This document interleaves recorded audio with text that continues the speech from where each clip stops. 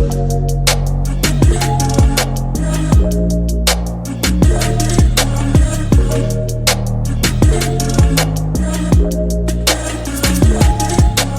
guys, what is up? Just feeling pretty pumped about the brand new Apple Silicon M1 Mac Mini, so I thought I'd do a little video about it, just to go through my initial thoughts after having it for 1 week. What do we have here? Okay, so just back from the Apple Store.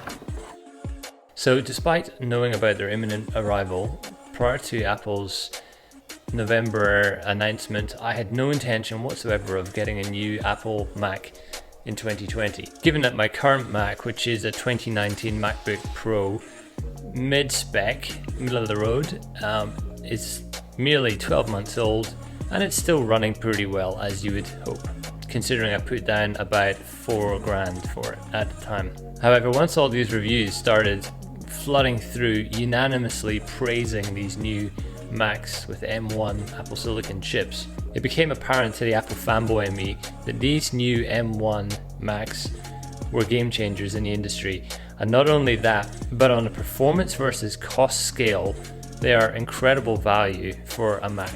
I'll show you guys what else comes in the box. Very little, I'd imagine. Got a bit of paperwork, and we got a power cord, and that's essentially it. I've gone with the absolute bottom of the line, 8GB RAM, 256GB memory to use as a benchmark, and going forward these are just going to get better and better in time. Obviously the chassis itself is not changed. I have to make an admission here that this is the first time I've ever owned a Mac Mini, so I don't really have anything to compare it to.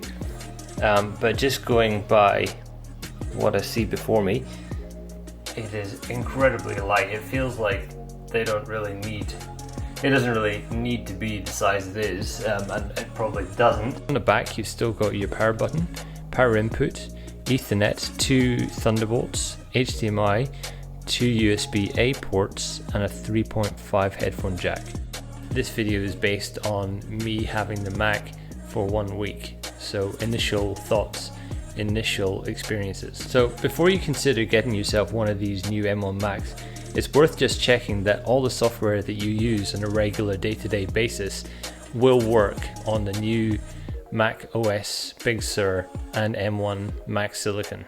Personally, I use Final Cut Pro on a regular basis, and that, as with all of Apple's own produced applications, will work fine out the box. They've obviously all been optimized. Final Cut Pro has been heavily optimized to use the new silicon, and it runs an absolute dream. So I also use Adobe CC, specifically Lightroom, Classic, and Photoshop. All of the Adobe software is currently running on Apple's Rosetta 2 emulation until Adobe update this software to run natively on the Apple Silicon, which is anticipated to come out in early 2021. So I also use other video editing software such as Insta360 Studio. Again, that is running currently on Rosetta 2. Hopefully they will update in the future to run natively on the M1 software. Lastly, I require remote access to a PC as I continue to work from home due to COVID-19, for which I use Microsoft Remote Desktop. This for me so far has been running flawlessly, which is a big relief and was pretty crucial in me being able to use these new Macs as my daily driver. Despite all the positivity though, I have had a few teething issues that I have yet to determine if they're Mac related, Big Sur bugs, or if it's just me.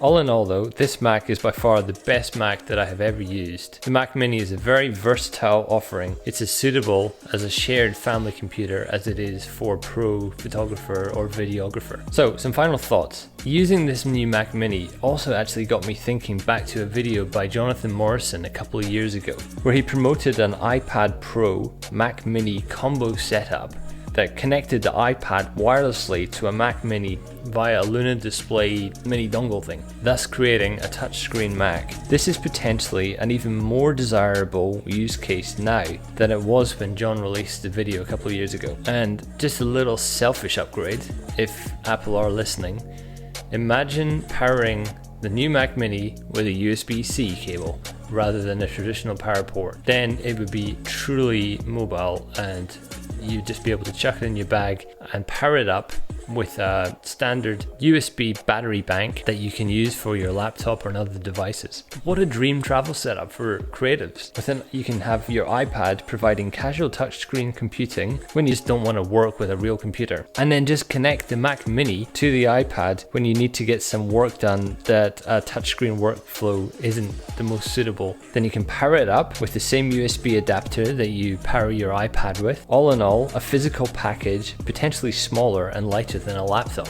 So I hope you've enjoyed this video and gotten something positive out of it. If you had, please consider giving it a thumbs up. If you have any questions to my setup at all, please feel free to add a comment. Thanks for watching, and I'll see you in the next one.